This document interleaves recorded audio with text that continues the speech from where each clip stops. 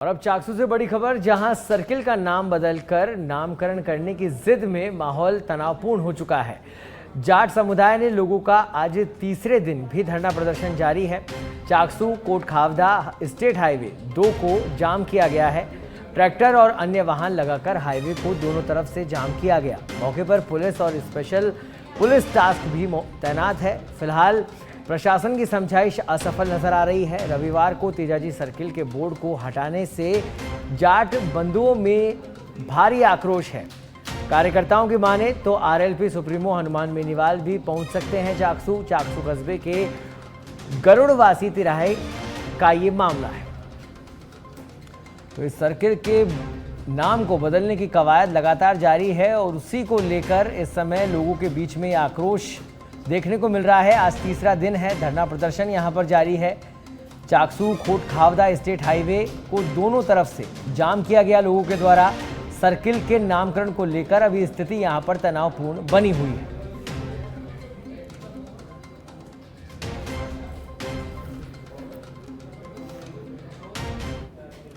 जोधपुर के ओसिया से खबर है, जहां आबकारी पुलिस को मिली बड़ी कामयाबी। भारतमाला रोड पर अवैध शराब से भरे ट्रक को किया गया जब्त। अलवर से सांचौर की तरफ जा रहा था ये अवैध शराब से भरा ट्रक, जिसे पुलिस ने जब्त किया।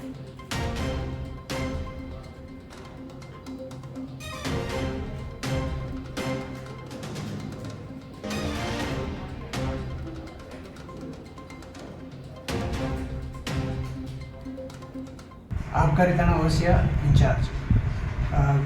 आबकारी का विशेष अभियान के दौरान श्रीमान जिला आबकारी अधिकारी महोदय, एडिशनल कमिश्नर साहब और हमारे उपायुक्त साहब की निर्देशन में विशेष अभियान के तहत भारतमाला पे नाकाबंदी के दौरान पूर्व में कुछ सूचनाएं मिल रही थी कि अवैध शराब के यहाँ ट्रक निकलते हैं। हम 10 साढ़े 10 बजे 11 बजे करीब गए थे और ट्रकों को 2-3 रोक के चेक किया। इसमें यह ट्रक नंबर RJ 02GA 4437 रुका कर चेक किया तो इन्होंने बिल्टी में कुछ संदिग्ध सामान होने का। जोधपुर के ओसिया से बड़ी खबर है, जहां कैंपर गाड़ी पलटने से 7 से 8 बच्चे घायल हुए। आपको बता दें, कस्बे के बाहर चाड़ी रोड पर यह हादसा हुआ। गोलाई में बिजली के पोल से ये कैंपर गाड़ी टकराई। घायलों को अस्पताल में फिलहाल भर्ती करवाया गया है। 3 गंभीर घायलों को जोधपुर रेफर किया गया है। सूचना के बाद पुलिस मौके पर पहुंची।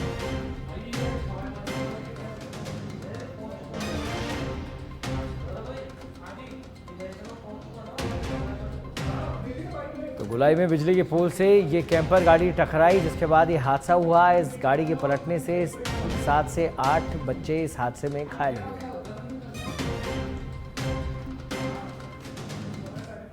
और अब फलौदी से बड़ी खबर है, जहां फाइनेंस कंपनी के ऑफिस में लगी भीषण आग। शॉर्ट सर्किट से आग लगने की आशंका जताई जा रही है।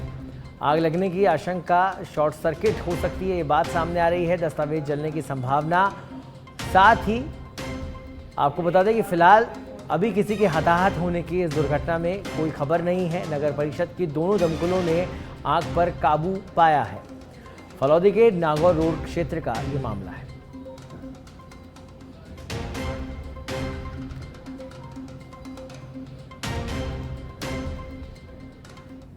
खबर डीडवाना से है, जहां पर प्रदेश में मानसून की बम्पर बारिश के बाद कृषि विभाग रबी सीजन 2024-25 की तैयारियों में जुट गया है। रबी सीजन में फसल प्रदर्शनी लगाने को लेकर कृषि आयुक्तालय ने सभी जिलों के लिए दिशा निर्देश जारी किए हैं। डीडवाना कुचामन जिले के कृषि विभाग में उप निदेशक कल्प वर्मा ने बताया कि पूरे प्रदेश के लिए फसल प्रदर्शन का निर्देश जारी कर दिया गया है। प्रदेश में गेहूं, चना, सरसों और मोटे अनाज की फसल का प्रदर्शन होगा, जिनमें से डीडवाना कुचामन जिले को 700 हेक्टेयर सरसों और 700 हेक्टेयर चने के प्रदर्शन का लक्ष्य मिला है।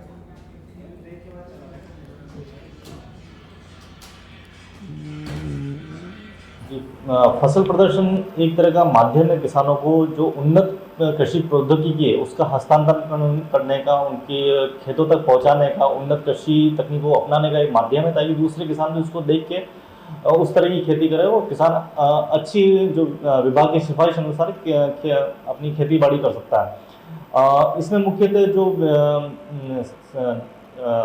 गरीब तबके के जो किसान हैं उन किसानों को इसके अंदर चयन किया जाता है और उनको फसल प्रदर्शनों का आवंटन जो मद द्वारा किया था, इसमें ये ध्यान रखना कि 30% जो है कम से कम इसमें महिला काश्तकारों का सलेक्शन किया जाता है। छत्तीसगढ़ के सुकमा से खबर है, जहां सुरक्षा बलों और नक्सलियों के बटालियन के लड़ाकों के बीच मुठभेड़ हुई। आपको बता दें कि चिंतल नार थाना क्षेत्र के करकनगुड़ा इलाके में मुठभेड़ जारी है। दोनों ओर से लगातार गोलाबारी चल रही है। डीआरजी, सीआरपीएफ और कोबरा के जवान मौके पर मुंहतोड़ जवाब नक्सलियों को दे रहे हैं।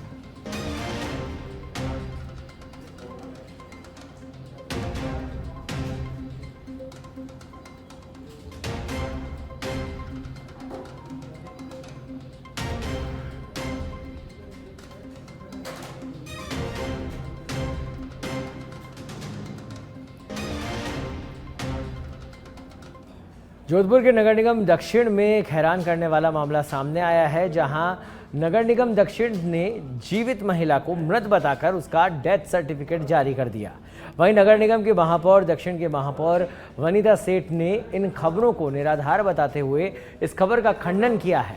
उन्होंने कहा कि इस तरह का कोई ऐसा मामला नहीं है, निगम की ओर से किसी प्रकार की त्रुटि नहीं की गई, लेकिन जब यह सर्टिफिकेट जारी हुआ तो उसके बाद एकल खिड़की पर एक शिकायत मिली कि जीवित महिला है।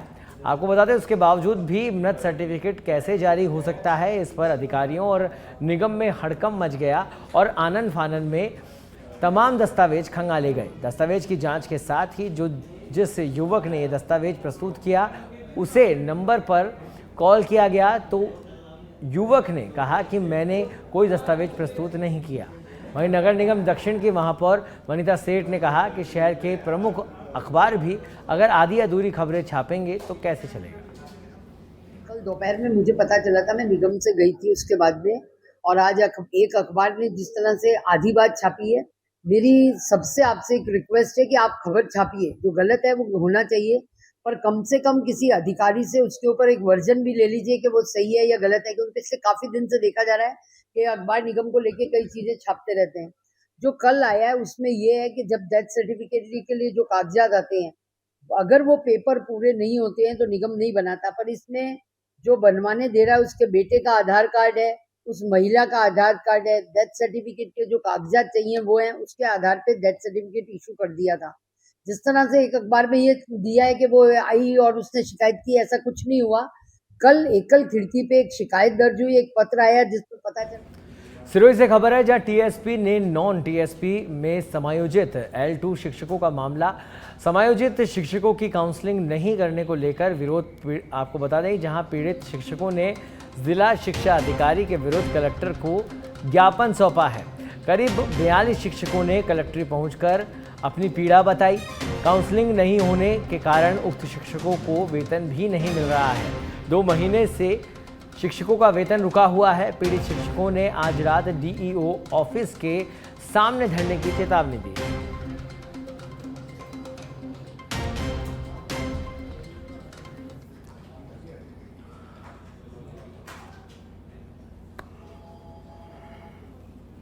सिरोही डी एलिमेंट्री में है सर, और 2 महीने से हमारा वेतन भी नहीं बना है और अब तक हमारी स्कूल की ना काउंसलिंग भी नहीं हुई है सर। और हमें रोज़ ना आज करवाएंगे, कल करवाएंगे, परसों करवाएंगे, ऐसे कर करके हमारे 20 दिन निकाल चुके हैं सर। और हम 60, 70, 80 किलोमीटर से डेली अप डाउन कर रहे हैं अपने बच्चों के साथ में और परेशान हो रहे हैं सर। मानसिक परिस्थिति से परेशान, शारीरिक परिस्थिति से और इकोनॉमिक परिस्थिति से, हम सभी परिस्थितियों से परेशान हो रहे हैं सर। कारण ये है कि ना ये मतलब सीनियरिटी करके और हमारी काउंसलिंग को पोस्टपोन करते जा रहे हैं। और कारण में राजस्थान में इको टूरिज्म बढ़ाने को लेकर शासन सचिवालय में एक अहम बैठक आयोजित की गई। बैठक एसीएस अर्पणा अरोड़ा की अध्यक्षता में की गई। बैठक में इको टूरिज्म बढ़ाने को लेकर विचार विमर्श किया गया। इस दौरान बाड़मेर, झुंझुनू, जयपुर, जोधपुर, कोटा, चित्तौड़गढ़ के उपवन संरक्षकों से वीडियो कॉन्फ्रेंसिंग के जरिए विचार विमर्श किया गया, ताकि इको टूरिज्म को बढ़ाने के क्या क्या प्रयास किए जा सकते हैं उसे आगे बढ़ाया जा सके। अपने ऑनरेबल सीएम साहब ने इको टूरिज़्म के संबंध में बजट अनाउंसमेंट्स काफ़ी आए हमारे, इसलिए हमने कमिश्नर टूरिज़्म को भी बुलाया इस मीटिंग में। और इस बार जो लेसर नोन साइट्स हैं अपने राजस्थान में, जहां हम टूरिस्ट को अट्रैक्ट कर सकते हैं और फुटफॉल बढ़ा सकते हैं, उस पर हम लोग काम कर रहे हैं। और ये कोशिश रहेगी हमारी जो सेंचुरीज़ हैं जैसे बस्सी है, मनसा माता है, शेरगढ़ है, इनको हम नेक्स्ट 3 मंथ्स में पब्लिक के लिए ओपन करके और इसको फुटफॉल्स बढ़ाने का काम फॉरेस्ट डिपार्टमेंट करेगा। और कैसे हम टूरिस्ट को अट्रैक्ट करें, तो अगर कोई फोर्ट है या पुराने स्ट्रक्चर्स हैं उसके रेनोवेशन के काम भी लिए जाएंगे ताकि टूरिस्ट यहाँ अट्रैक्ट हो। एंड स्पेशली कोटा सर्किट को कैसे डेवलप कर सकते हैं, क्योंकि 12 में एक रामगढ़ साइट वो है, क्रेटर का साइट आ रहा है, रामगढ़ क्रेटर साइट, तो उसको उसके साथ फिर फोर्ट है वहाँ, शेरगढ़ फोर्ट है, फिर हमारे मुकुंदरा टाइगर रिजर्व है, रामगढ़ विजनरी टाइगर रिजर्व है, तो एक अच्छा सर्किट बन सकता है। रुक करते हैं अगली खबर का। अलवर से खबर है जहां विधानसभा अध्यक्ष पहुंचे दिवंगत जुबेर खान के निवास। दिवंगत विधायक जुबेर खान को स्पीकर ने दी श्रद्धांजलि। वन मंत्री संजय शर्मा ने भी दिवंगत विधायक को श्रद्धांजलि अर्पित की। रामगढ़ के विधायक रहे जुबेर खान, 4 बार से विधायक थे, एक बार इनके घर से भी विधायक रही और विभिन्न समितियों के सदस्य भी रहे। जुझारू, अध्ययनशील और क्षेत्र की जनता के साथ जुड़ाव रखने वाले राजनीति नेता थे, परिपक्व थे, अध्ययन भी करते थे और विधानसभा में कई प्रकार के अपने क्षेत्र के मुद्दे भी उठाते रहे हैं। उनके निश्चित रूप से अचानक जाना क्षेत्र की क्षति तो है ही, लेकिन साथ में एक समझदार राजनीतिज्ञ का भी हमें अभाव महसूस होगा। मैं उनको निश्चित रूप से अपनी ओर से श्रद्धांजलि भी अर्पित करता हूँ ताकि ऊपर वाला इनको अपने चरणों में। रुक करते हैं अगली खबर का। केंद्रीय रेल मंत्री अश्विनी वैष्णव पहुंचे सवाई माधोपुर। स्पेशल ट्रेन से जयपुर से पहुंचे सवाई माधोपुर। जयपुर सवाई माधोपुर रेलखंड का विंडो ट्रेलिंग के जरिए निरीक्षण किया। रेल मंत्री के सवाई माधोपुर पहुंचने पर आला रेल अधिकारियों ने स्वागत किया। सवाई माधोपुर से इंदरगढ़ सुमेरगंज मंडी स्टेशन के बीच कवच प्रोजेक्ट का भी उन्होंने जायजा लिया।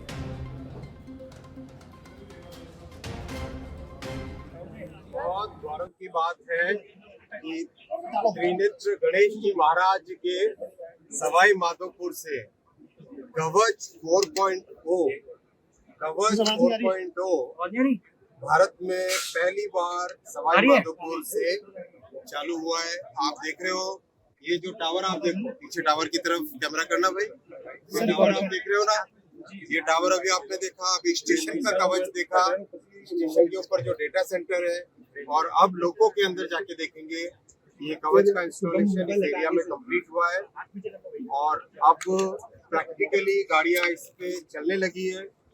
तो बहुत ही एक अच्छी शुरुआत है ये, और आगामी महीनों में, आगामी वर्षों में करीब 10,000 लोगों के ऊपर